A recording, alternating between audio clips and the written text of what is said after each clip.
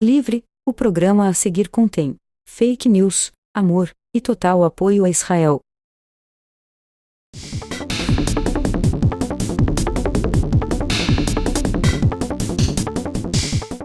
Esquizoquinho.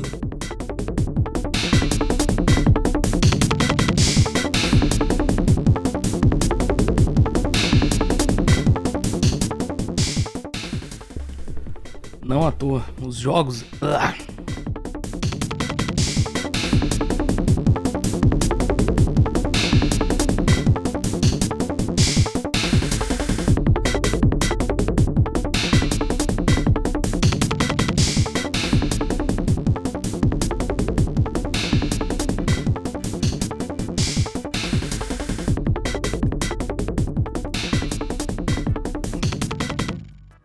Não à toa, os jogos eletrônicos têm esse nome justamente por se tratarem de jogos jogados eletronicamente diferente daqueles que a gente jogava na mesa, os famosos tabletop games.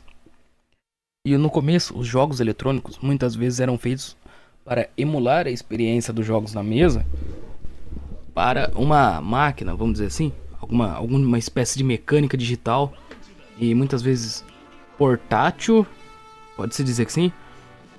E outras vezes simplesmente em questão de localidade ali, em algum lugar de jogos de diversões eletrônicas, do começo dos anos 80, assim, tinha bastante também. Por exemplo, o Odyssey, ele foi lançado como uma espécie de Pong, esse jogo um dia já foi de mesa já. Acho que pra muita gente mais velha aí não é difícil, não vai ser muito difícil lembrar dele. Basicamente você jogava com duas ou uma, cara. Pior que agora nem eu tô lembrando mais. Você jogava com um esfregãozinho ali pra bater na bolinha ali que... Era legal, mano. Era um quadradão gostoso, era uma mesa da hora. Fazia um som maravilhoso que... Eu queria ver algum indie, alguma coisa assim, alguma produção bem pequena, sabe? Emular mesmo toda aquela textura daquela mesinha, que nem estão fazendo hoje em dia com os jogos fotorrealistas. Não precisa ser fotorrealista. Pode ser uma coisa um pouco menor. Não tem problema também. E até o Pac-Man, por mais que não exista, até onde eu sei, um jogo de Pac-Man analógico, ainda teria um pouco de tecnologia. Não sei dizer, mano, não quero usar a palavra arcaico, mas deu pra entender. O Pac-Man, se você ver, ele vai ter aquele formato de mesa de pinball. E os primeiros, eles tinham aquela tela, né, da mesa de pinball e tudo mais. Eu não faço ideia se ele foi criado assim, mas muito dos jogos, até porque esse era o referencial de jogos que a galera tinha, eram os jogos de mesa. Muitos jogos antigos foram criados mais ou menos assim, alguma coisa que não dava pra colocar numa mesa e o auxílio da tecnologia ajudou muito. Um exemplo é os jogos de tabuleiros que ainda evoluem até hoje, por exemplo, do Warhammer, o Age of Empires, que não existe especificamente uma versão da Age of Empires para a mesa, mas tem muitos jogos parecidos. E toda essa mecânica do mundo digital ajuda muito mais a colocar a pessoa ali dentro do negócio. Tem um jogo, por exemplo, A Rua da Fortuna, com todo aquele negócio de banco de ação. Eu não faço ideia como funcionaria na mesa, mas é muito foda esse jogo digitalmente, eletronicamente falando. Eu não sei se saiu pra outro console, eu não lembro dele ser famoso. Lembro de ter no Play 2, mas o mais famoso mesmo com certeza vai ser o do Wii. Tanto que se você pesquisar Rua da Fortuna, vai aparecer o do Wii. Obviamente não veio pra cá esse jogo. Imagina brasileiro jogar jogo que tem que mexer com ação, número e papelado.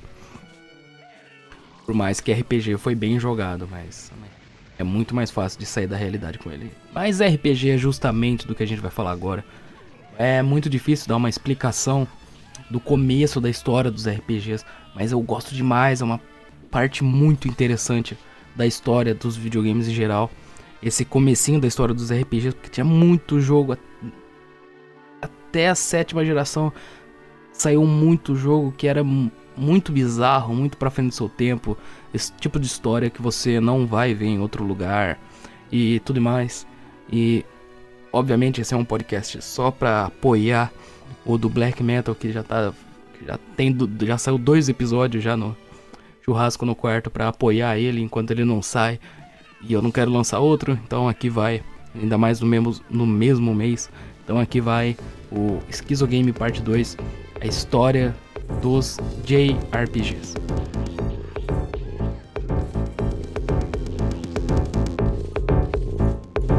Na verdade eu troquei o nome 15 minutos depois de ter gravado ele. Agora é um breve guia para os JRPGs.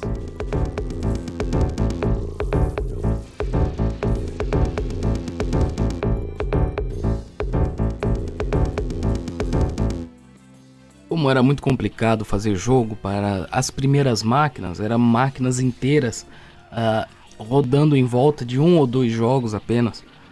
Tudo isso foi mudar no Atari, mas aqui não é a história dos consoles, é a história dos JRPGs. E é fundamental falar da importância dos computadores, não só pro JRPG, mas eu acho que pros RPGs em geral. A experiência de jogar no computador é muito diferente de jogar no console, por mais que jogar no console sempre vai ser muito especial. Principalmente essa fase que eu vou falar agora dos jogos de computadores. Eu tive muito mais... Eu joguei elas mais na versão de console, por mais que era muito inferior na grande maioria, em alguns exemplos injogáveis. Mas não dá pra citar os JRPGs sem citar os consoles. Mas nesse começo é mais os computadores mesmo. Obviamente os computadores eram um bagulho muito nichado por si só. Era muito restringido a empresas e a gordões. E no Japão, caso vocês não saibam, é bem comum eles fazer todo um sistema só deles ali. Lá eles não é tão comum o Windows, eu acho, não sei se ainda é, mas até um tempo atrás não era. Inclusive tem vários jogos tem vários consoles / computador muito estranho que surgiu nos anos 90 e no começo dos anos 2000 ali. Na verdade eu acho que acho que parou essa moda em 2001, 2002, eu não lembro. É um bagulho interessante, mas ainda vai entrar em questão aqui. O foda é o começo mesmo. Jogos para DOS e jogos para... Eu ia falar MS-DOS, ó, parabéns. Os jogos de DOS, Windows 98... Não era 98. É Windows 1, sei lá. Realmente teve o Windows 1 antes do 95. E os jogos de PC 98. O Japão é muito conhecido por pegar as coisas que saem em outros países, gostarem muito, trazer para o país deles e fazer uma coisa completamente diferente. Aconteceu isso com os quadrinhos, aconteceu isso com as animações e aconteceu isso novamente com os RPGs. De novo, é muito difícil citar o começo do RPG porque essa história é muito mais pesquisada dentro de livros, é por causa do tipo de público interessado nisso. Esses são os tipos de jogos mais perdidos que existem. Acho que não tem outro gênero, subgênero dos jogos. É óbvio que vai ter jogo de, sei lá, jogo indie bizarro. Mas esse começo vai ter muita citação de competição. Tanto que eu não vou entrar em detalhes sobre isso. Basicamente, imagina que a empresa tá pesquisando ali um novo mercado e acaba hoje em dia surgindo alguma coisa nova. Algum estilo novo, algum gênero novo que antes nunca foi trabalhado, o que é muito difícil, mas estamos só ilustrando, dentro do meio indie, independente. Por exemplo, aqueles jogos do site ou do canal do Alpha Beta Gamer. E que as empresas estariam visando esses canais, esses jogos, esses sites, para produzir algo em massa mesmo, esse tipo de mídia, de jogo. Imagine isso daqui 20 anos. Seria quase impossível lembrar os pequenos jogos. Hoje em dia já é difícil lembrar de uma Game Jam da semana passada, por exemplo. É muito mais fácil se ela acontecer dentro da Game Jolt, outros sites que fazem ela.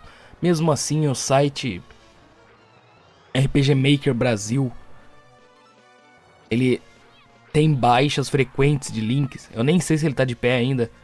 Teve coisa que eu postei 2 anos atrás e já está perdida. Então dá pra ter uma noção mais ou menos de como era esse começo dos JRPGs.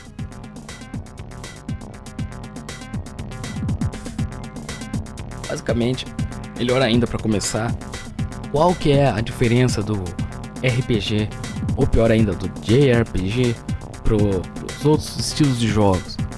Principalmente na época, como eu disse, os jogos eram de mesa e os jogos eletrônicos seriam uma adaptação disso, ou uma reimaginação de algum jogo que não daria certo na mesa e eles colocavam ela e faziam essa mídia eletronicamente. O RPG não era diferente. O RPG de mesa, eu acho que não precisa mais explicar. Finalmente chegamos numa época em que todo mundo interessado nesse tipo de assunto, pelo menos uma vez, ainda mais graças a sites, aplicativos e programas de vídeo e call, né? Todo mundo conhece muito bem. Para mim, a definição de RPG, o que eu acho interessante dentro desse gênero de jogos, vai ser o controle, o display em números, a saber o exato do dano do seu personagem, da defesa, da armadura, do ataque, e a possibilidade de alterá-los, deixando ele mais forte ou mais fraco, mais alto ou mais baixo, dentro desses números. Isso interagindo com o mundo ao redor. Então ele tem a sua mecânica de exploração, de aventura, e depois ele tem um outro esquema de jogo dentro da batalha. E você tem os seus displays com os seus status e pode alterar isso. Inclusive alterar magias e status como envenenamento ou até mesmo morto. E é isso que eu gosto nessa primeira fase dos JRPGs. Eles estavam experimentando como seria essa mecânica de aventura. Alguns eram em formato de texto, outros eram ilustrado, outros eram dungeon crawlers, que era em primeira pessoa e você andava em dungeons mesmo. Outros eram em formato de visual novel. E quando você saía desse formato para a batalha, ou para aumentar seus status, era uma coisa de louco. Principalmente esses jogos mais simples, que pesavam bytes. Eu ia falar do DOS, do PC 88, por exemplo. Tinha muitas possibilidades de alterar seus status.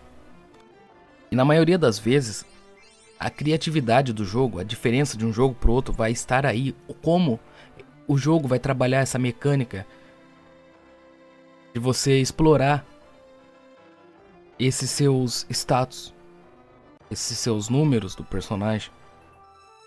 Alguns em formato de carta, outros mais militares, sabe? Os mais medievais mesmo, comprando armadura, até forjar armadura, fabricar poção. Cada jogo vai ter sua mecânica. Run Factor, por exemplo, que é um Harvest Moon, que você joga uma fazenda na porra do jogo. Vai tudo zero naquela merda. Minecraft mais linear. É isso que é a criatividade de cada jogo de RPG. Talvez para quem nunca tinha jogado um RPG de mesa e viu, era um jogo atrativo. E com certeza era atrativo também para quem jogava.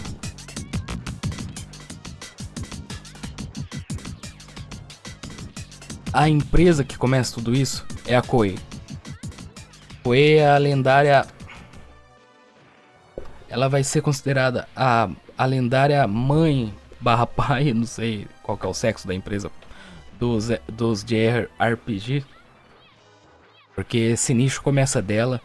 E é estranho saber que foi criado dentro de empresas, porque realmente é nicho. Eu esperava que fosse algo bem mais indie. E o primeiro jogo que temos, pelo menos de acordo com a Wikipedia, que por incrível que parível foi uma das fontes mais antigas que eu vi, e eu achei poucos screenshots, vai ser o Simulation Game Series da Koei. Basicamente eram jogos de simulação. Ele é todo em japonês, tem muito número, eu não faço ideia do que se trata.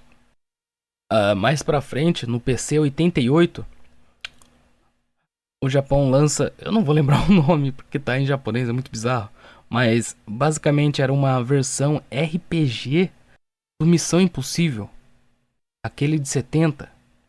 O antigão mesmo. Muito estranho saber disso. Mas, o que muita gente acha que é onde começa mesmo o RPG japonês, vai ser nos jogos muito nichados, pequeniníssimos, os jogos eroges da época. Eu não faço a menor ideia do que se tratava. Não, obviamente que o jogo eroge, você sabe do que se trata, de sexo, bicho, porém... tipo, qual que era os status do personagem? Isso me assusta um pouco. Mas, como essa definição de eroge no Japão é tão comum, talvez não é nada tão explícito quando eu esteja imaginando, por exemplo, a envergadura da espada. Não sei. Mas ali logo em 81 mesmo, a Falcon também, a Nippon Falcon, ela surge junto com a Koei ali, fazendo estardalhaço dentro da comunidade de 15 pessoas do RPG japonês. Em 84 vai surgir o primeiro jogo mais influente para esse cenário japonês de RPG, que é o Tower of Duraga. E por mais que ele seja muito simples, ele carrega em si elementos de RPGs e ele influenciou quase todos ali dessa mesma década. Aconselho a pesquisar por ele, porque é o tipo de coisa que todo fã deve de saber. Tá cheio de referência dele por aí e é um joguinho jogável até. Daria pra ver um remake legalzinho dele hoje em dia. Indie, eu acho. E foi uma grande inspiração para um jogo que viria a seguir. O Dragon Slayer, da Falcon também. Assim como o Tower of Duraga, eles iam carregar em si um elemento mais de action RPG, que é o RPG mais focado na ação, mas não é como se na época tivesse uma divisão disso. E o Dragon Slayer, ele era diferente por isso, porque você era um ser humaninho, você tinha que simplesmente matar esse dragão, que era o boss final, vamos dizer assim. Eu não lembro como que era, se só a mulher foi levada pelo dragão, você vai lá e mata. Mas ele tinha um elemento ali do começo, de história, de progressão, sabe? Que era uma coisa muito nova pra época. Era muito interessante, cara.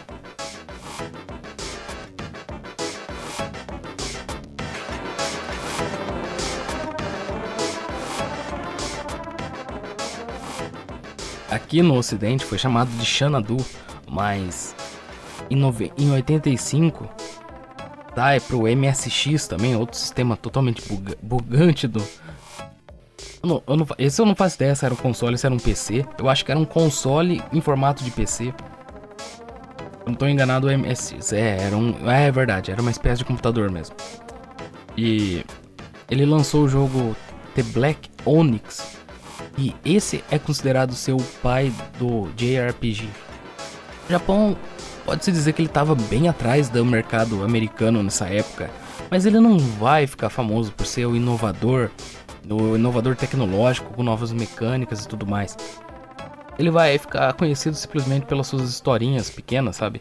Suas histórias interessantes, porque todos eles são extremamente genéricos. O JRPG é criticado por ser extremamente genérico, mas a verdade é que isso é muito interessante, porque é assim que começam as histórias do RPG convencional. O RPG de mesa vai começar dentro de uma taverna, na maioria das vezes, fugindo de uma gangue de ladrão, não sei. E o RPG solo, adaptado por eletrônico, sempre vai começar com você na cama, ou acompanhando alguma história de um reino. É um desses dois. E no último ato, não sei o que caralhos acontece, e a história vira de ponta cabeça. A história é medieval. Do nada o cara vai entrar num buraco negro com as suas espadinhas, flechinha, e vai ter que lutar num universo sci-fi. Se ele é sci-fi demais, ele volta pro mundo medieval cheio de demônio. Não precisa ser viagem no tempo.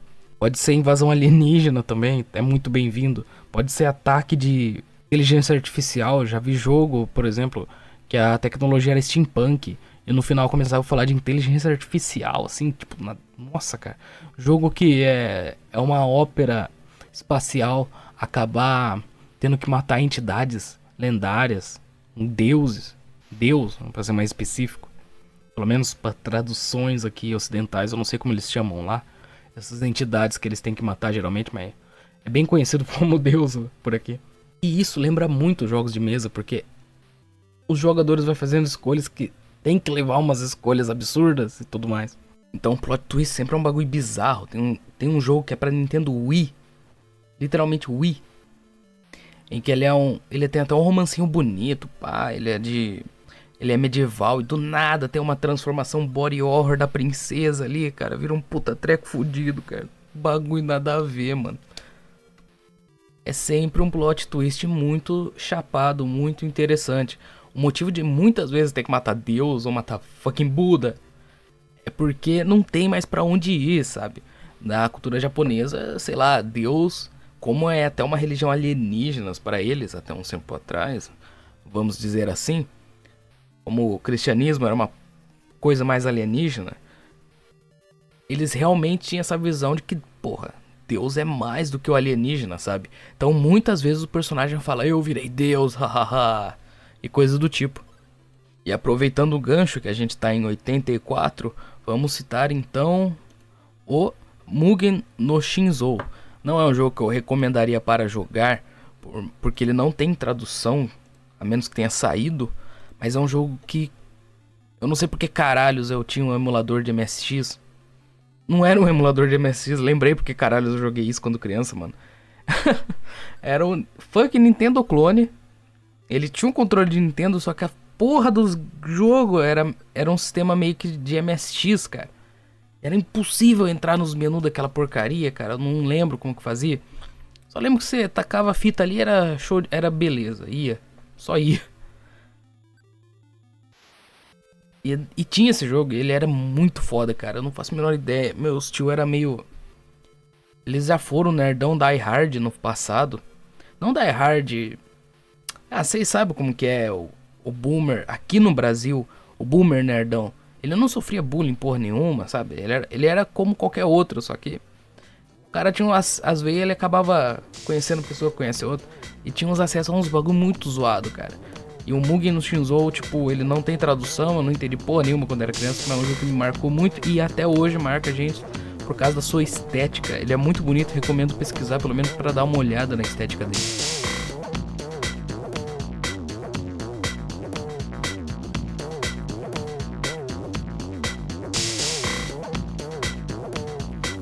Tem muitos nerdolas que acham o termo racista porque o termo não existe.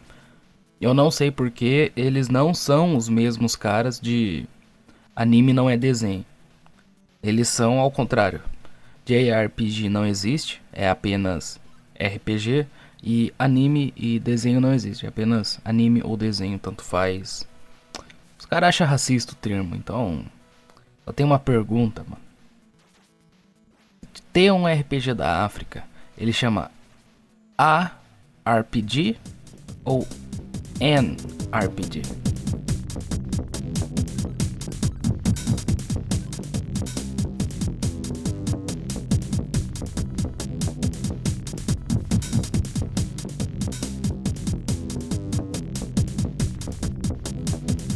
Tem um jogo que eu não sei quando saiu a tradução, mas eu era louco pra ver a tradução dele, cara. Que é um jogo chamado Illusion City. Ele saiu pra MSX também e PC 98. Ele é um cyberpunk, cara. Pouco parecido com os que eu vou falar aqui mais pra frente. O Shin Megami Tensei 2 da Mega CD. Do Sega CD. Do Mega CD é foda. E ele lembra muito o Shadowrun.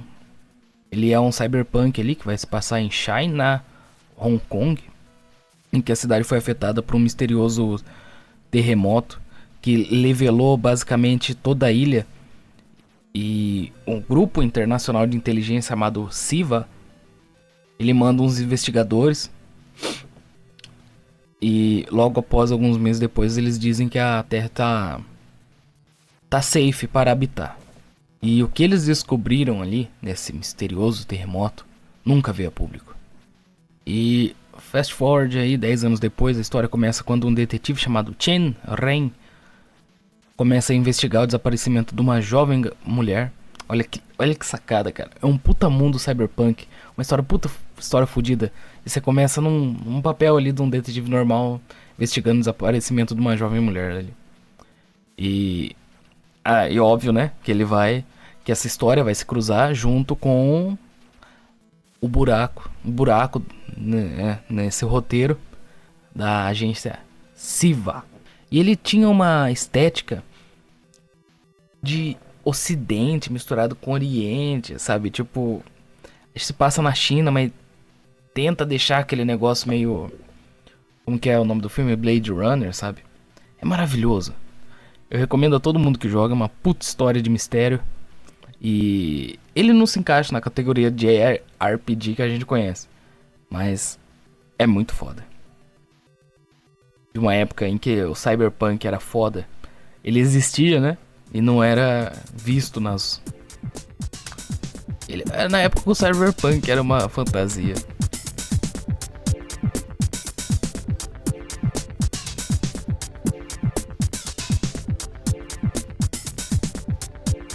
Como eu disse aí, tem aqui um roteiro, não sei porque diabo eu escrevi, eu acho que era pra me falar alguma coisa por cima, mas eu esqueci, então eu não vou citar aqui os jogos, óbvio, mas é basicamente os primeiros jogos da Koei.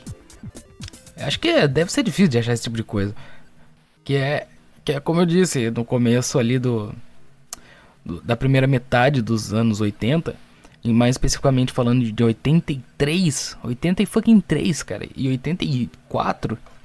Os JRPG, eles eram um feature do...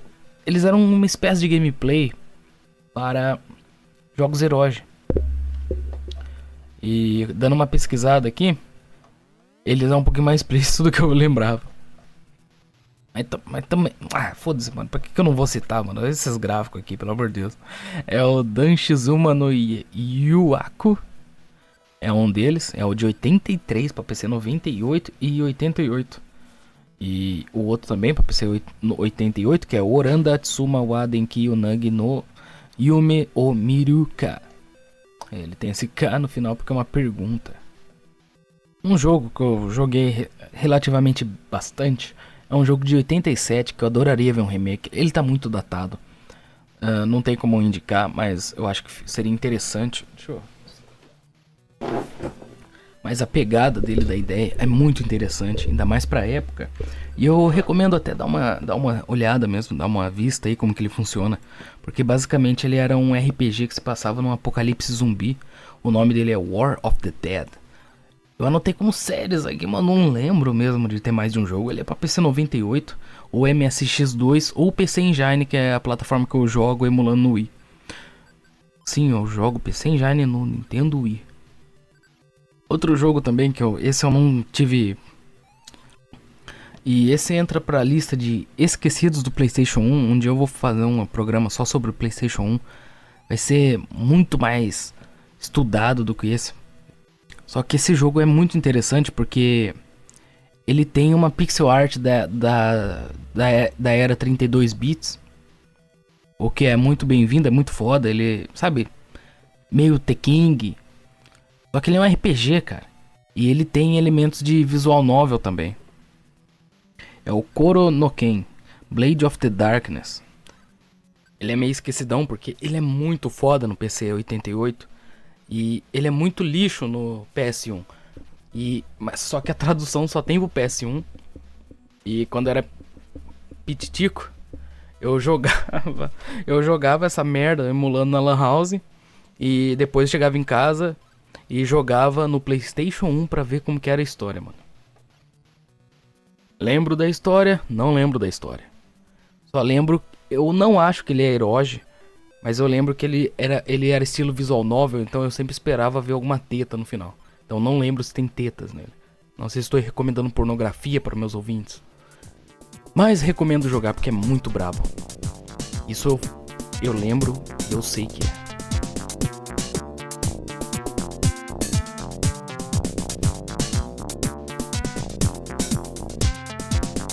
Eu não entendia nada, só tinha kanji. Só que era um dungeon crawler preto e branco. E por ele ser japonês, dava aquela impressão de não ser que nem os outros dungeon crawler, sabe? Que era... como é que eu vou dizer? Não era pixel, polígono. Ele realmente tinha uma estética muito foda, cara. O nome dele é... Samurai Mech. Basicamente, Samurai Mecha. Ele é uma mistura de Dungeon Crawler, de samurai com Robocop, cara. Ele é meio... É uma perolinha aí, cara. A história não dá pra falar muito porque, né? Só os kanji aí. Não tenho muito o que falar, a não ser pesquisem pra ver a arte aqui, porque, pô, mano, essa primeira parte que tá aparecendo só sobre a arte dos negócios, né?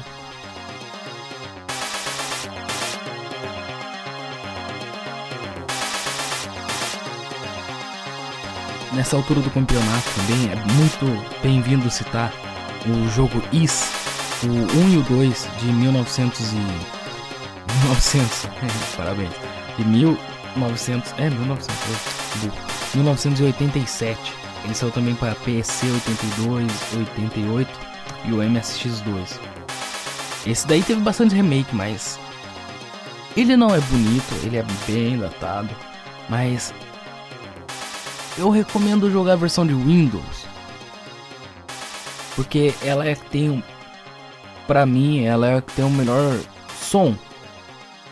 E som nesse jogo é muito importante, porque estamos falando de um jogo de 1987 que tem uma dublagem muito foda, uma animação muitas vezes muito foda também.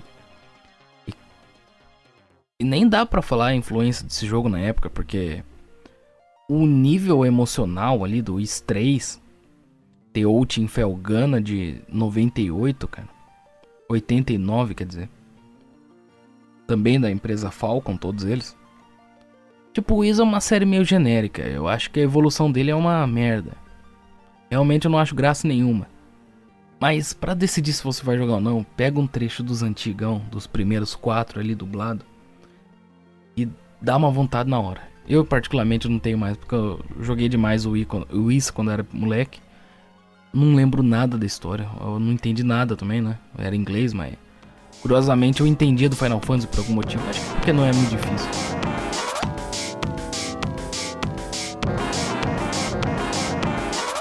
Só pra fechar aí a história do PC 98, é um jogo que eu realmente não tenho uma memória muito boa pra falar dele. Desculpa se tá parecendo um bagulho meio sofrido, mas realmente a primeira parte é coisa que eu emulei há muito tempo atrás. Muito tempo atrás. Minha preferida particularmente é a do NES. Basicamente é toda plataforma que tem um Fire Emblem. Mas o Shaq é um Is-clone, mas ele funciona de um jeito totalmente... Eu não sei porquê, eu não gosto disso. Eu acho que é porque eu joguei o Shaq primeiro. Mas o Shaq é um caso que é difícil de recomendar, porque essa primeira fase de RPG, tirando os que saiu diretamente no console, como Fire Emblem, espero que tenha saído pro console, né? Se eu tô enganado, é da Nintendo, porra. Tenha saído. Eles têm muita versão, MSX, PC, Sharp, NES, que é onde às vezes fica um pouquinho pior, às vezes dá uma simplificada que deixa legal. Mas o Shaq é um exemplo que eu não consigo recomendar, porque tem muita versão estranha. Eu lembro de ter jogado uma boa há uns 5 anos atrás, só que realmente é um clone de Is hoje em dia. Mas eu ainda prefiro ele por algum motivo. Então, compensa dar uma pesquisada.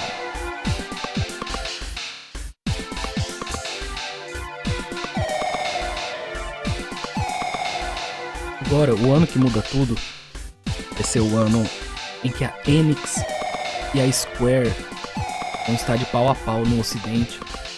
O RPG japonês ainda não tinha chegado aqui no ocidente, formalmente falando. Em 86, a Enix, junto com o estúdio Sunsoft, aquele jogo do Akira Toriyama que muita gente pegou na feira pensando que era Dragon Ball, bem, esse foi o meu caso. Eles lançam o Dragon Quest. E pra mim particularmente ele é um jogo extremamente datado, porque o objetivo dele na época era exatamente fugir dos moldes complexos do computador e ser o jogo mais clean possível para se jogar no console. Ele saiu para Nintendo, depois foi portado para computador e tudo mais. E ele foi um estouro absoluto no Japão. Não à toa tem todas aquelas lendas do Dragon Quest, coisa e tal. Mas aqui no ocidente teve um pequeno deslize da empresa Enix, que acabou lançando ele só em 89. E a Square, por si só, ela lançou o primeiro Final Fantasy aqui. E aqui foi o estouro do Final Fantasy, o que fez o Dragon Quest ficar até esquecido por aqui. Até hoje ele é bem esquecido, muito mais do que Final Fantasy. Final Fantasy, boomer de bar, se você entrar com uma camiseta do 7, eles vão reconhecer. Seria interessante conhecer esse primeiro, mas a minha recomendação realmente é o Final Fantasy 1. Esse realmente é um joguinho simples e interessante.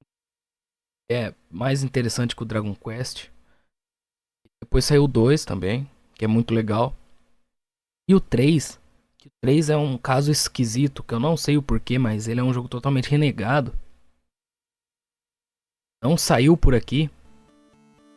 Acho que nem remake, tantos remakes que tem, eu acho que o 3 não saiu por aqui nem remake, se eu não tô enganado. Deve ter na Steam um 3Dzão lá, bem estranho.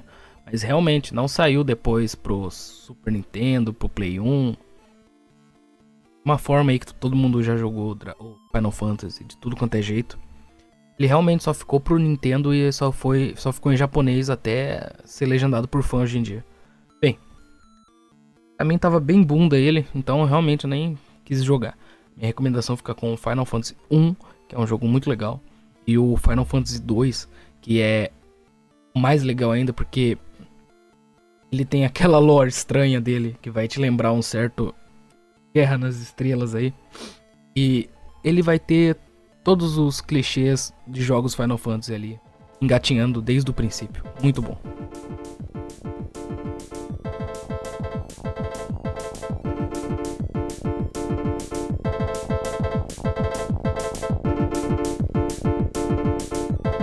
Em 88 sai o jogo que explodiu minha cabeça. Ele vinha dentro de um desses DVDs com um joystick. Ele tinha uns 200 joguinhos na memória. Junto com ele tinha o Deca Summer Carnival 99. Meu Deus. Cada coisa que a gente encontra, mas o nome dele é Deca Armageddon. Ele é de 1988. E ele tem uma cinemática bem comprida para um jogo de NES. E tem uma história muito interessante. Porque você vê as screenshots desse jogo, você vai ver que ele é aquele RPG geralmente. Quando você joga as imagens assim, você só vê as monstraiadas, né? Você pode usar aí o Dungeons & Dragons, Warhammer, ir lá no Google Imagens. Nesse caso, o Last Armageddon, você só vê os monstros mesmo. E tipo, a história é que os humanos que poluíram a superfície da Terra se tornaram um com a Terra e começaram a se dissolver. E basicamente o jogo já vai se passar numa era que não tem seres humanos na Terra.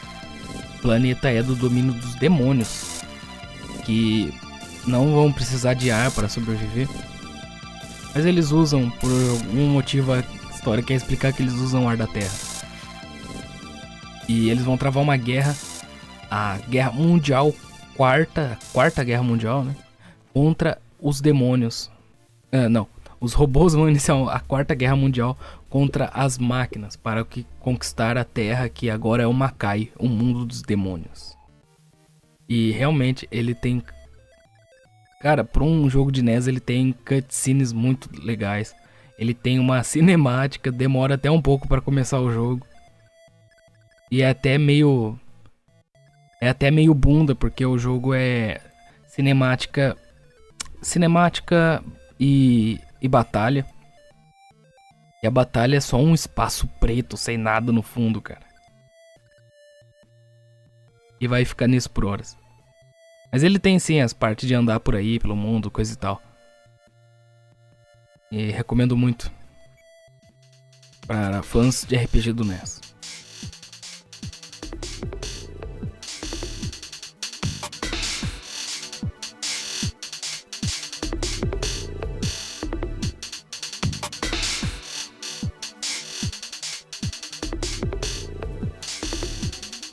Agora, a minha franquia preferida de jogos atualmente, de RPGs, inclusive, JRPG para ser mais exato, Fire Emblem.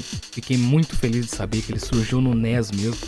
E tem não um, mas 2 jogos do NES. Ele carrega tudo que o Fire Emblem vai marcar dentro da franquia mesmo. O Fire Emblem tem uma jogabilidade única, é uma experiência única que eu nunca experimentei nada parecido. Diferente de outros jogos, ele é um RPG Tactics, mas diferente de tudo, pelo menos ele sempre me fez parecer que eu tava dentro de uma batalha mesmo, com elementos de, por exemplo, se um personagem morre do seu grupo, lógico, não sendo protagonista, o que dá game over, você perde ele nunca mais aparece dentro da história. Basicamente a história do primeiro Fire Emblem, Shadow Dragon and the Blade of the Light, o título é bem resumindo a história. É basicamente Blade of the Light vs Shadow Dragon.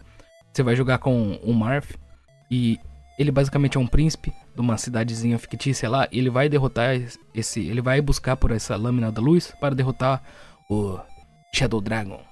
Porém, esse é só o resumo. Como eu disse, é um JRPG, tem uma história muito doida. Tem um vídeo de 1 hora para explicar o Fire Emblem 1 e 2. O 2 já é o Fire Emblem Gaiden. E o Fire Emblem Gaiden, o continente já desse mundo fictício que se passa ali. Ah não, é outro mundo, verdade, lembrei. É outro mundo, mas o continente que se passa a história é dividido entre duas entidades. Basicamente esses dois continentes estão em guerra. A gente vai seguir dois protagonistas aí que vão tomar rumos diferentes dentro da história. E é uma história de 5 capítulos. Outro jogo também que dá um vídeo. Tem vídeo no YouTube de 1 hora explicando, mesmo sendo um joguinho simples do NES. De novo é um Fire Emblem, tudo de novo aqui. Porém a história do 2 eu particularmente acho bem mais legal que o do 1. Mas não tem o Marth do 1, infelizmente. É Fire Emblem, porra. Só vai, cara. Eu vou ter que fazer um vídeo só explicando um dia a história do Fire Emblem, coisa e tal. Fire Emblem vai ter um vídeo só disso. Principalmente o Radiant Dawn e o Path of Radiance do Wii. Porque é basicamente um Senhor dos Anéis da Nintendo. E eu tenho que explicar essas coisas. É muito foda mesmo. Talvez você já tenha jogado no passado e não tenha visto, mas ele é literalmente um Senhor dos Anéis. Porém com um puta conflito racial acontecendo ali.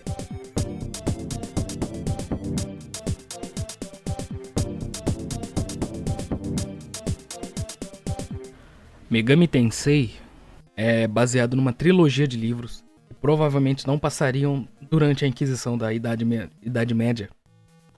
É uma história muito suspeita, muita gnose brabíssima. E o que tá acontecendo até agora que eu ainda não acendi um cigarro? Calma aí. Como pode 30 minutos de programa sem cigarro? Deus sabe. Um milagre aconteceu agora.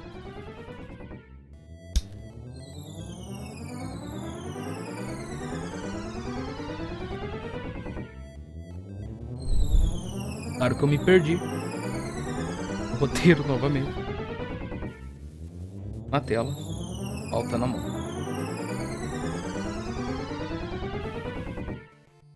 Então, Shin Megami Tensei ele é bem suspeito. Ele tem, sim, muita gnose brabíssima.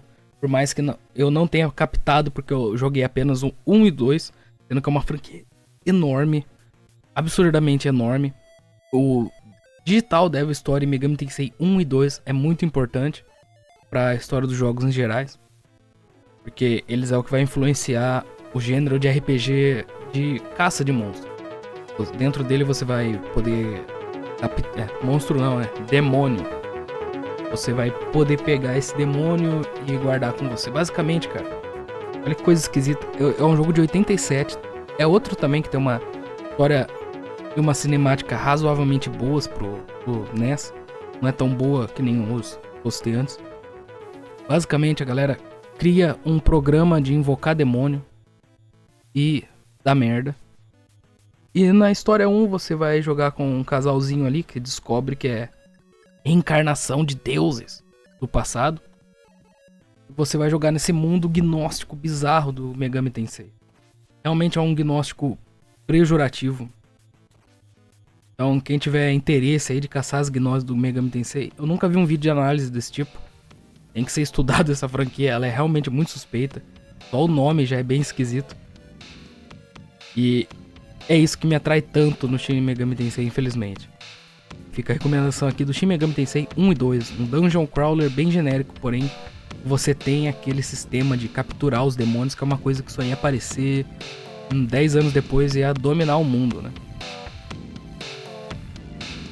Inclusive, muita coisa que aparece no Shin Megami Tensei é suspeito de influenciar coisa no futuro, né? Comece a entrar dessa franquia que você vai saber do que eu tô falando.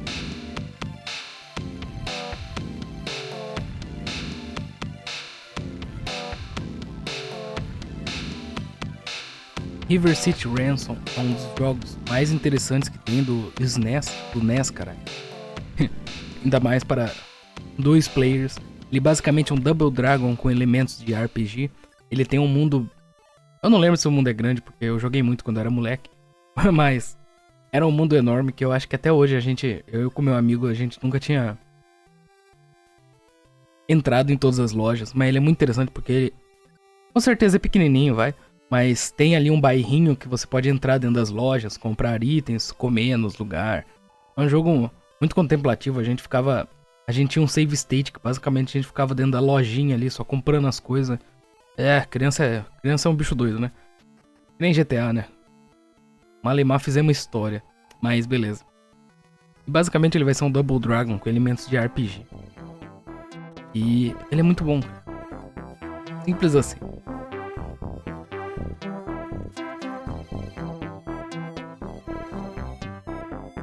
De todos esses, Modern é o jogo que mais pegou influência de tudo para fazer algo novo. Ele é muito influente. A galera lembra muito dele pelo Earthbound, mas o que eu mais joguei é esse, é o Modern do NES. Ele, basicamente, você vai jogar com um grupo de crianças ali dos anos 80. Realmente é um bagulho meio... sei lá, a galera... é um bagulho meio Stranger Things, eu diria. Você começa com um carinha ali que caiu um meteoro no bairro dele. Ele entra em contato com esse meteoro e vai desbravar as aventuras ali das criançadas do bairro pelo jogo. Ele é mais puxado pelo Dragon Quest da coisa. Ele é bem simplinho, inclusive nas batalhas. Não lembro por que diabos as batalhas não cansa, mas ele realmente é um jogo que tudo funciona. Ele é muito divertido, principalmente por ser um RPG contemporâneo, vamos dizer assim, da época dele. Eu acho que ele era chamado, né, de Dragon Quest contemporâneo, porque ele realmente se passa nos dias atuais daquela época, de 90, de 89 na verdade, o ano que ele saiu. Com, inclusive, deixar dinheiro no banco, coisa desse tipo. Muito bom, recomendadíssimo. ET e criançada. Modern 99. Swift Home é um jogo de NES de 1989. Vou checar aqui, deixa eu abrir o roteiro aqui. É um jogo de NES de 1989 e ele é obviamente baseado no filme. Obviamente não, porque o filme não é tão famoso quanto o jogo, né? É o filme de 89 também, Swift Home. Ele é basicamente sobre uma mansão que uma galerinha morreu lá. Que um artista enfiou umas merdinhas lá 30 anos antes. Daí a galera, uma equipe documental vai chegar ali pra fazer um documentário sobre, né? Capturar as pinturas, o que tiver de arte ali. E essa é uma mansão desabando, caindo aos pedaços. Ela é habitada por monstros e tem uma família fantasma ali. Na verdade, uma moça fantasma ali. É o clássico horror japonês. Ele é da Capcom também. Não, acho que talvez vocês saibam o quanto ele influenciou o Survival Horror. Ele junto com o Alone in the Dark, basicamente é a receita já do Resident Evil 1. Tem a mansão é assombrada no Resident Evil 1, na verdade não é assombrada especificamente, ela é cheia de zumbis, né? E até nesse jogo tem o ato final que é no subterrâneo da mansão, tem coisas a mais. E você vai... Ele é bem diferente, ele tem uma gameplay que encaixa no gênero Survival Horror mesmo sendo um RPG. A equipe, quando chega na casa, ela se dissolve em grupos e dá pra você controlar pedaços desse grupo pelos cantos da casa. Ele tem aquelas portas na hora de ir para outras salas, que é a mesma do loading todos os Resident até o 3 do PlayStation 1. Como eu disse, ele também é da Capcom. E diferente do filme, aqui eles expandiram o roteiro, colocando coisas a mais. Os diretores tomaram uma liberdade criativa mais ampla aqui nesse jogo. É um jogo muito interessante, muito bizarro que ele foi feito no NES. Não é um bizarro porque não parece um jogo de NES, mas é porque realmente é uma história muito interessante. É uma história bem pesadinha em certos pontos. Quando eles descobrem o terror da casa, da mulher tá assombrando a casa lá, eles descobrem que era uma mulher com seu filho, o bebê caiu no fucking incinerador da casa. É um jogo maravilhoso. Recomendadíssimo aí, então, Sweet Home de 1989. O filme eu ainda não assisti, mas está na lista também, tomara que seja ótimo.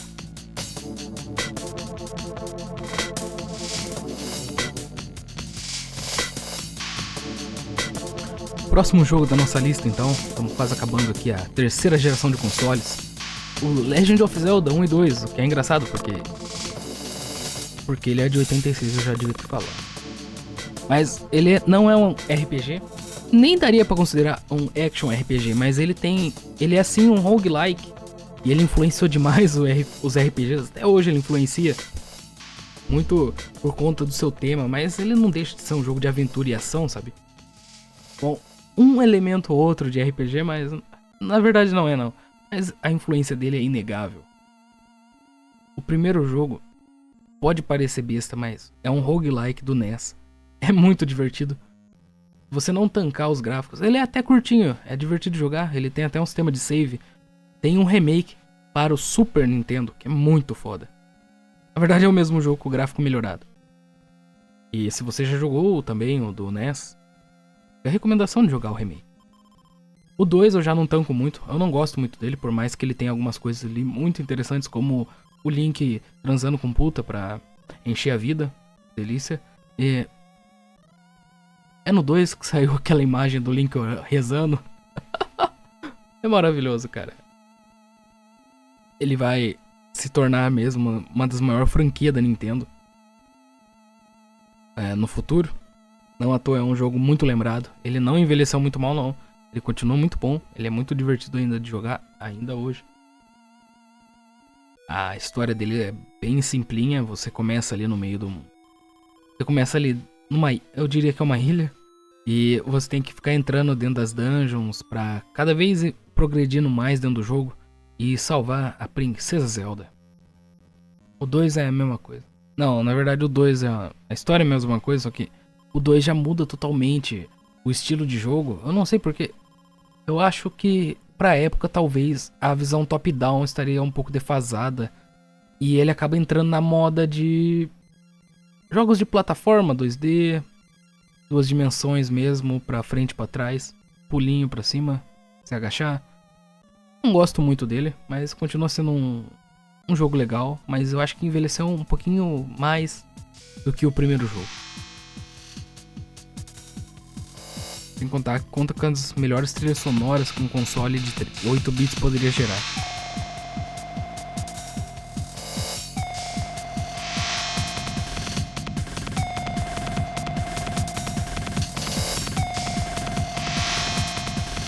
Agora eu tô olhando aqui no PDF que eu deixei ali anexado ao episódio. Eu repeti o Last Armageddon 2 vezes. Porém ele tá com um ano trocado, então deve ter algum jogo que eu tô esquecendo. Mas agora vamos falar de Phantasy Star de 1987, ele é do Mega Drive. Ele é conhecido por ser o primeiro jogo de RPG que saiu legendado aqui pro Brasil. A Tectoy dublou não, né, porque não tem voz. Mas a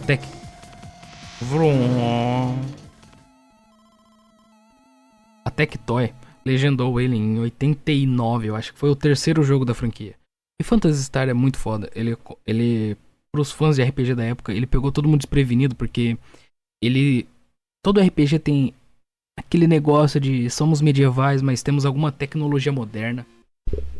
O Final Fantasy faz muito isso, mas que ele seja medieval, por algum motivo os navios nunca andam na água. Apenas as canoinhas. Eles sempre voam por algum motivo. É um bagulho meio steampunk, né? Não é tratado muito a tecnologia dentro do Final Fantasy. Mas é sempre um pouquinho assim. E o Phantasy Star é um futuro. Olha só, que tal não arqueofuturista? E é um futuro muito medieval, porém com armas lasers, coisa e tal. Phantasy Star eu não joguei muito. Eu nunca fui do time Mega Drive. Porém, o remake do 1 e do 2 do PlayStation 2 é maravilhoso. Saiu em inglês. Não faço a menor ideia como colocar ele no OPL. Por favor, me ajudem. Eu quero muito voltar a jogar esse jogo.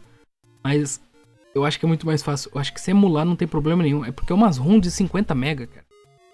Eu não faço a menor ideia. Eu acho que era um mini CD que veio no Japão. Eu não tô enganado, esse jogo veio de brinde, eu acho. Ele não era nem pago. Mas, tá aí a recomendação. Eu recomendo mais o remake mesmo. Tá muito bonito. É um jogo incrível. A trilha sonora dele é uma coisa que me acompanha, porém, o jogo em si eu não gosto muito. Eu gosto mais do 2. E fica a recomendação de Phantasy Star. A estética dele é foda, mano. É outra história também que dá um livro.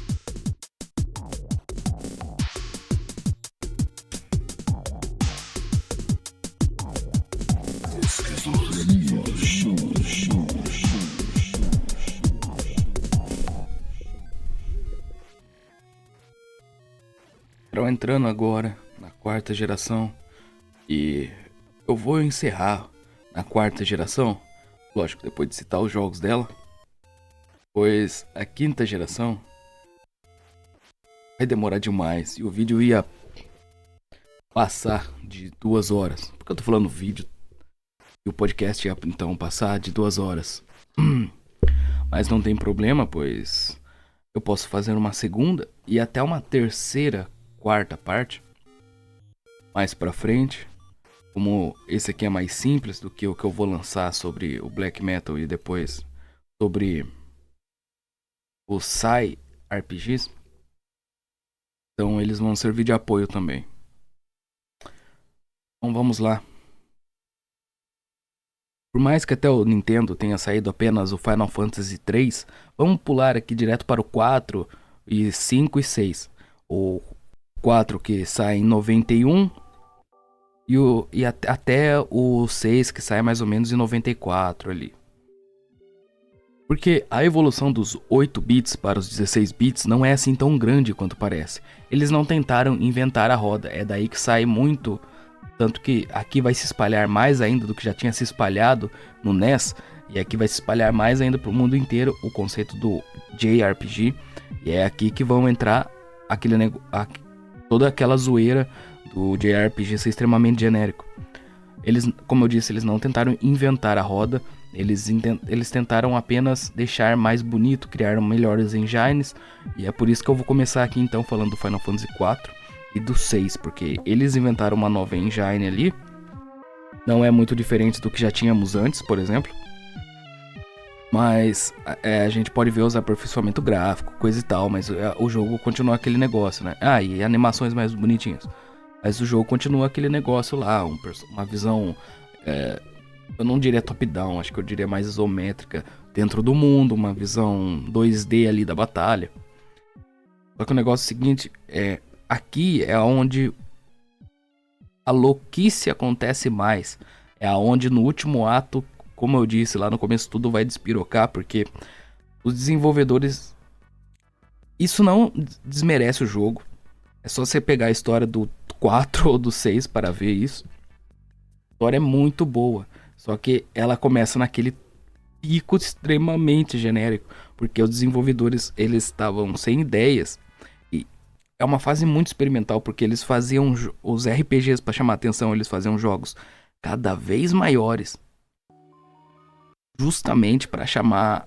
justamente para durante a produção ter o fluido de ideias. E dá pra ver isso claramente no 4, que você começa como cavaleiros ali do templo, do reino, e logo se rebelam contra o reino, e no final você tá tendo que fazer uma máquina do tempo pra ir pra lua lutar com o Megazord no inferno, cara.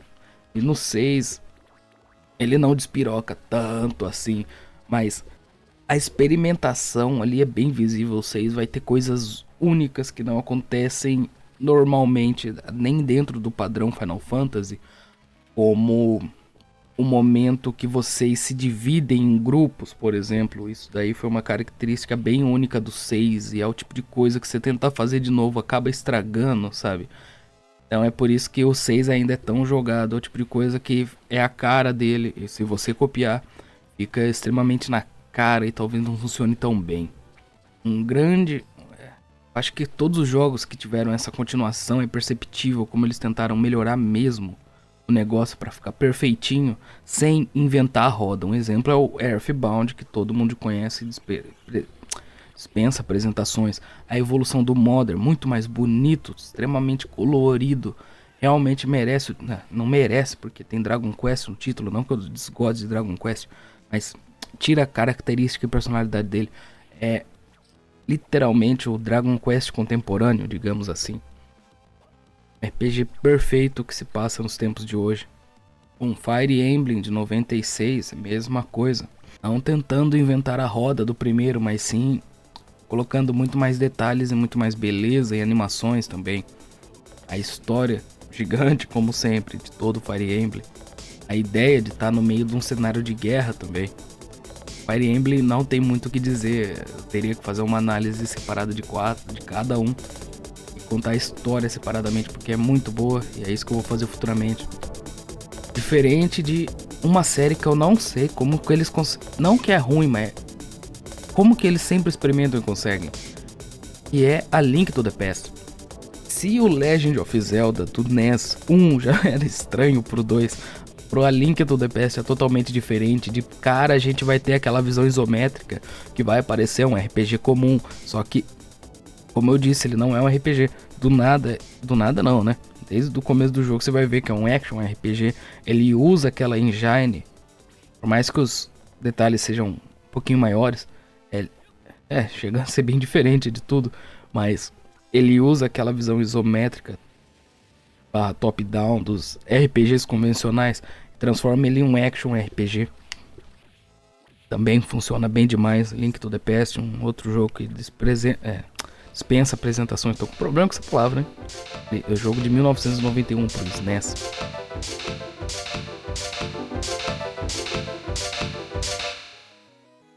Como action RPG, a gente tem Alcahest de 1993. O plot dele não é tão interessante assim, não é nada que já não tenhamos visto no NES. Porém, ele é um action RPG, JRPG, tanto faz.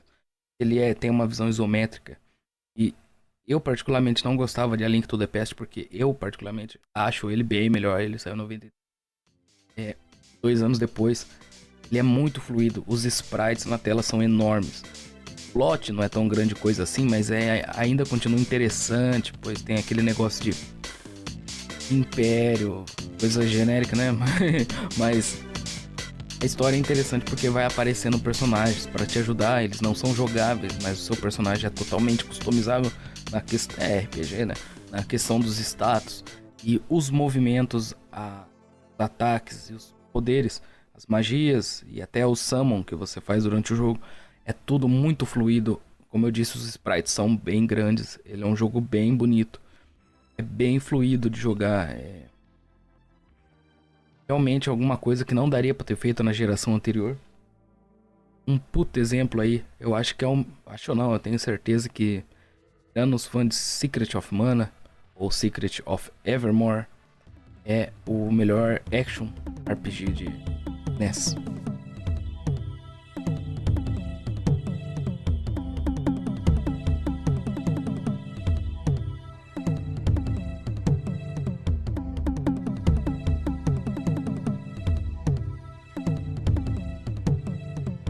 Como assim, irmão? 1996, Star Ocean. Phantasy Star já tinha acabado dentro da SEGA. Ele não é da Nintendo, porém a melhor versão é a da Nintendo. Star Ocean de 1996, depois que já tinha, sei lá, Nintendo 64 tava caindo aos pedaços, eles ainda estavam lançando o jogo pro SNES, não é? Como eu disse, mesmo o Phantasy Star já tendo acabado, a alternativa acaba saindo. Eu particularmente acho ele bem mais bonito. É só você pesquisar qualquer screenshot aí, mesmo que ela esteja em 1080p, o caralho. Mesmo que ela esteja em 3 pixels de resolução, você vai ver como esse jogo tem a pixel art mais bonita do Super Nintendo, extremamente detalhada. Eu diria até que provavelmente foi feito numa engine parecida, né? e mais inferior, mas sem parecer retrô, porque ele não é, né? Ele realmente é dessa época, por mais que ele tenha saído um pouquinho mais tarde, 96. Ele realmente é muito bonito, é uma coisa que dificilmente daria pra copiar. Lógico que não é impossível, né? A galera indie faz o caralho, a 4. Mas Star Ocean é, vamos dizer assim, um RPG genérico na questão das batalhas, visões isométricas e batalhas 2D. Ele não é um action, ele é por turnos.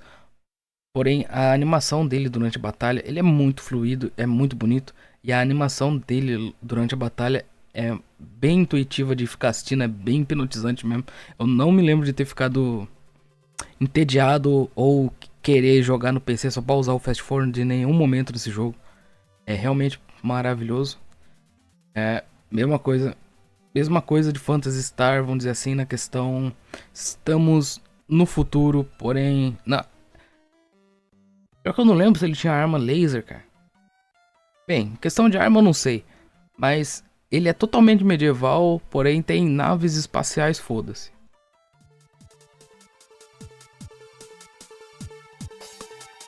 E por que diabos em 96, mano? Porra.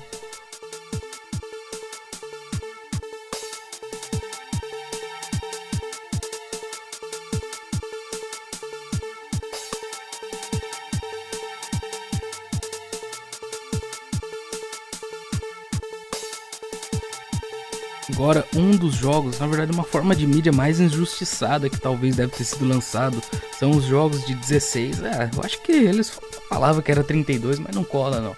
É os jogos de 16 bits em CD, meu amante, cara. Que isso, meu amigo? que é isso? A evolução dos jogos de SNES para os jogos de Mega Drive para o Sega CD ou TurboGrafx CD é uma das coisas mais esquisitas que eu vi e que eu mais queria que tivesse tradução aqui pro ocidente. Nunca para de sair, graças a Deus, cara, porque eu fico muito feliz quando eu vejo uma nova. É basicamente os jogos da fita de 2 mega tendo que ser rodando num CD de 300 mega, sabe? Então aí você me pergunta por que isso? É por causa da qualidade do som, simplesmente. É uma época estranha, porque os jogos que eram pra caber dentro de 4 megas, eles vinham em CDs. Eu gosto dessa época, porque basicamente eles estavam preocupados com encher linguiça, colocando um monte de extras. Tinha que colocar coisa extra mesmo, fazer o jogo cada vez maior. Ainda bem que eles não foi até o fundo com isso, porque imagina se um Final Fantasy de 6... que deve ter o que? 2 mega, tivesse 300, não acabava nunca, dava pra fazer 1000 horas de jogo numa speedrun, vamos dizer assim.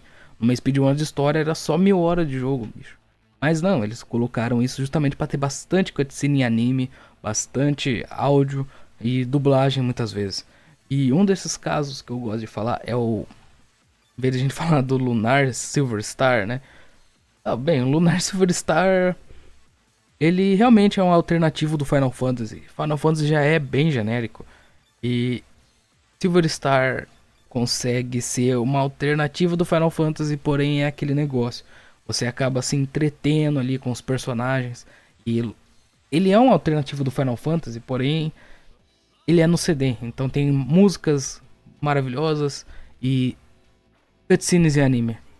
Você é literalmente o Weeb, vai atrás, Lunar Silver Star 1992 Sega CD. Agora entrando na fase TurboGrafx CD, porque só o TurboGrafx não adianta, tem que ter CD também. Exile 1 e 2 Wicked Phenomenon é um jogo bem, vamos dizer assim, bem esquecido e mal interpretado por ele ser um jogo de CD e ter saindo versões para a fita aqui no ocidente. Bem, obviamente eu devo dizer que isso arrancou muito dele, porque ele tem incríveis artes dentro dele. Eu aposto que cada imagem dele deve ter uns 10 mega pra usar o CD por algum motivo. Porém, ele não é um jogo tão gigante assim. Mas Ele é basicamente um jogo de... Ele tem a visão isométrica e na hora da batalha é uma batalha muito boa de 2D mesmo, estilo Castlevania. Até a HUD dele parece bastante com Castlevania. Minha recomendação dele vai mais pro 2 mesmo, que tem uma história um pouquinho melhorzinha, porque o 1, meu Deus do céu, é extremamente genérico mesmo. Só é interessante para caso você goste dessa mídia de jogos retrô em CD, porque os personagens são terríveis, furos no roteiro demais. Tem furo pra todo quanto é lado nesse jogo, mano. Que a história desaponta, as histórias desapontam demais.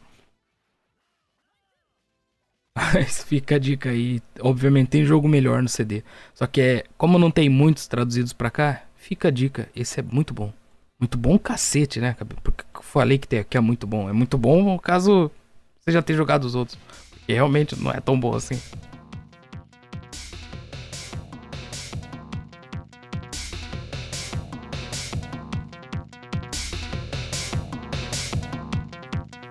E voltando para o SNES, 1993, Elnard. Eu falo Elnard porque aqui no ocidente ele foi lançado como Seven Saga. Meu Deus, que tradução estranha. Tem uma história muito ruim. Ficou muito ruim a versão americana. Ele é um jogo extremamente difícil e extremamente fácil ao mesmo tempo. Você vai ter vários personagens ali para escolher. A história é realmente bizarra, como o Final Fantasy 1.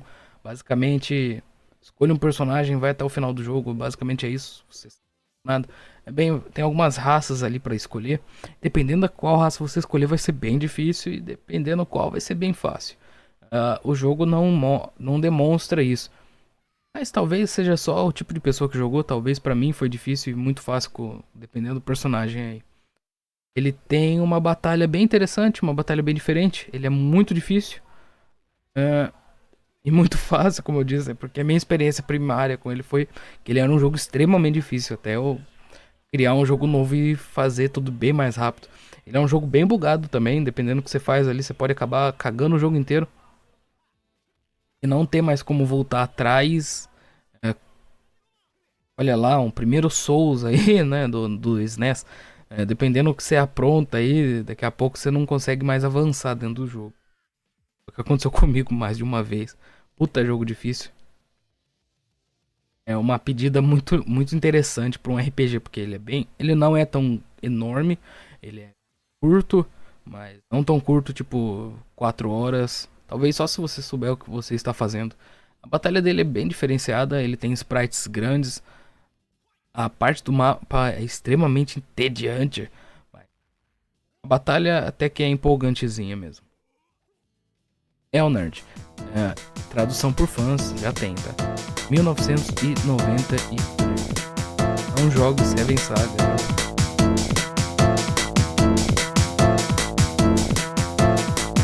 Diferente de outros jogos que a gente tá no futuro e volta pro passado, ou tá no futuro e a gente tá lutando de espada, Cyber Knight do NES, do SNES, caralho, 1994, o 2 especificamente, Ambitions of Terran Empire, é um jogo com uma história muito legal,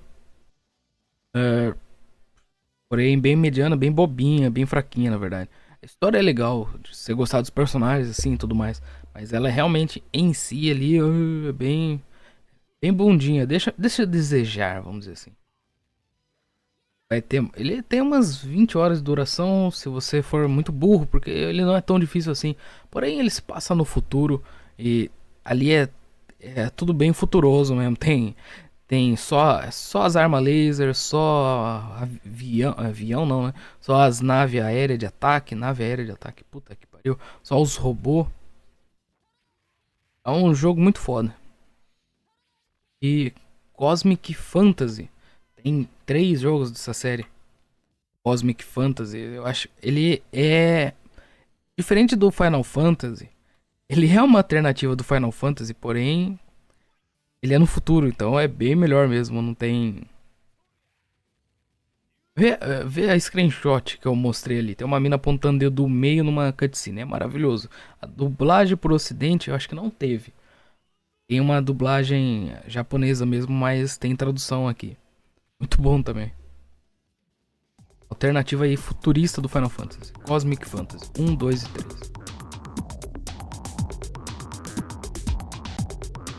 Agora, em outras questões, como Dungeon Crawler, ele só ficou realmente mais bonito, sem nenhuma inovação mesmo, como é o caso que dá pra ver aí em alguns jogos como Arcana, mas o que vamos citar aqui é o Yu Aku Megami Tensei de 1995. Basicamente ele não é nada diferente do primeiro, sem contar que a engine melhorou muito, os gráficos estão mais bonitos, ele parece que envelheceu menos, obviamente, por causa do primeiro. Se eu não tô enganado, ele é um spin-off de Shin Megami Tensei. Megami Tensei, o Shin seria a Season 2. Mas realmente não mudou muita coisa, vamos dizer assim. Continua sendo o nosso Dungeon Crawler de gnose e captura de demônios preferidos, pois não tem outro à disposição. Mas Shin Megami Tensei... Não, Shin Megami Tensei é o cacete, caralho. E o Aku Megami Tensei é o jogo. Mas antes dele, em 1992, Shin Megami Tensei finalmente é lançado. E pouco depois o 2 também. Também temos em 94 Shin Megami Tensei If. Esse sim é um spin-off. E se, né? E também é outro, aí é a nossa quadrologia da gnose e capirotagem, jogos para ser condenado.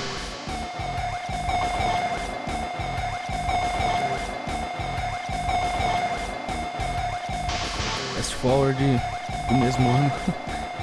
Secret of Evermore de 1995 é um jogo que de primeira não se distancia muito de Secret of Mana, mas ele tem alguns momentos ali, o plot em si se passa ali no presente, mais ou menos.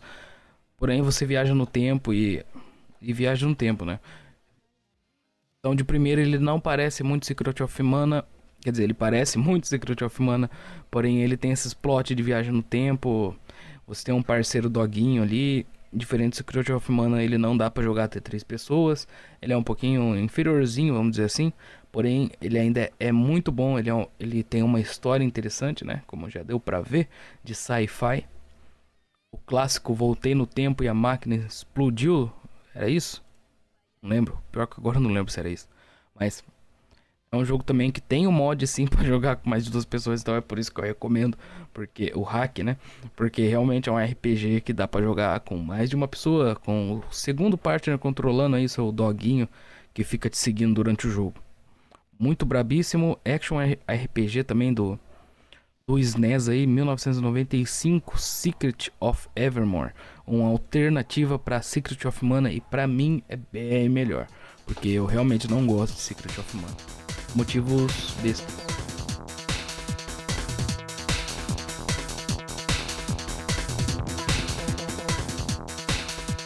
Onde estaria o Super Nintendo se não fosse por uma princesa de vestido rosa e cabelos loiros ser sequestrada pelo Bowser, não é mesmo? Obviamente que eu tô falando de um dos jogos mais divertidos que foram lançados no Tactics, Super Mario RPG. Realmente pode parecer zoado, de primeira, mas como eu disse, é um jogo muito legal.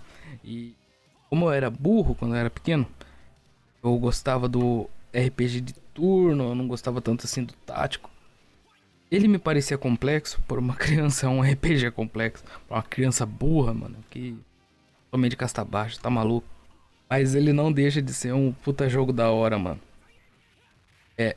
O plot eu não tenho muito o que falar, a não sei que ele vai se expandir, é bem divertido e absurdo.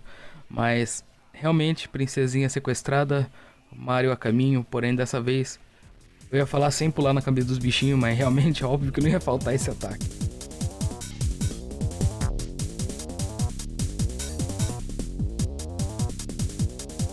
Eita, controle duro da China. Bem, enquanto eu vou pulando aqui a cutscene, uma conversa que eu já vi, um JRPG muito comum. Vamos falar aqui do último item que faltou na nossa lista do SNES. Para fechar assim então a nossa amada quarta geração. Bem, obviamente faltou Chrono Trigger. O motivo de eu não ter citado Chrono Trigger é porque eu realmente não gosto de Chrono Trigger. Não porque eu joguei e falei, nossa, que jogo ruim, não, é porque ele realmente não me dá nenhum interesse de jogar, sabe? Sempre que vão falar de Chrono Trigger é como que o Chrono Trigger é o Chrono Trigger, porque ele tem o Dream Team dos RPGs, e é verdade mesmo. É muito interessante a história por trás, pois no time do Chrono Trigger tá o cara que criou Final Fantasy, o cara que criou Dragon Quest, o Akira Toriyama, o cara que criou Secret of Mana, produtor de outras franquias menores aí, e mais uma caralhada de gente que a gente não faz ideia. Lembrando que era até um pouco ali da época que não se dava um crédito devido aos criadores de jogos, então é possível que tenha mais pessoas de mais franquias ainda.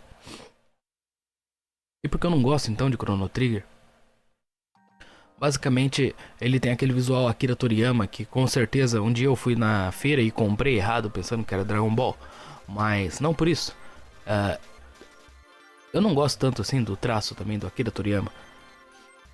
Eu gosto do Dragon Ball, o original, o primeiro, né? Não que eu desgoste dos outros, mas pra mim o primeiro é bem superior.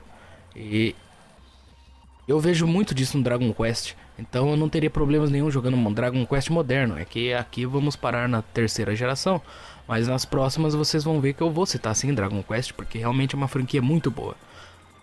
Eu vou começar a partir do 5, que é meu preferido. Antes dele eu não acho necessário, eu não gosto muito, sabe? Então, sempre que a galera fala de Chrono Trigger, é como o Chrono Trigger é Chrono Trigger, que o Chrono Trigger faz Chrono Trigagens. Porque sempre que a galera vai falar de Final Fantasy VI, por exemplo, ele toca, por mais que você ache um exagero, mas ele toca em temas sensíveis para um RPG da sua época. Fala de depressão, sei lá, dedo no cu e gritaria. Tem guerras, corrupção, estatais, golpes militares e tudo mais. Agora, quando vai falar de Chrono Trigger, é só como ele é um clássico maravilhoso. E obviamente eu tô falando isso porque eu não vi uma review do Chrono Trigger. Acho que após vê-la eu vou ter vontade de jogar. Então é um bagulho que eu vou jogar. Eu passei essa lista como um breve guia de coisas que eu encontrei e achei interessante. Mas até o que eu já joguei e tenho abandonado, que é o caso do Chrono Trigger, é possível que num futuro não muito distante eu tenha a vontade de jogar ou dar uma segunda chance para algum jogo dessa lista. E sem contar que também as recomendações não param por aqui, porque estão traduzindo novos jogos para o nosso idioma, o americano, para o inglês, que é para qualquer idioma ocidental aqui. Estão traduzindo bastante pro espanhol. Tem um grupo que antes de traduzir pro inglês, estão traduzindo para o espanhol, é muito interessante. Eu sempre compensa ficar de olhos abertos aí. Pois sempre que sai uma tradução nova, no mínimo eu testo pra ver se eu tanco o jogo. A maioria das vezes eu já venho com a vontade imensa de querer gostar. É uma fase muito interessante. Por hora, fiquem com Deus.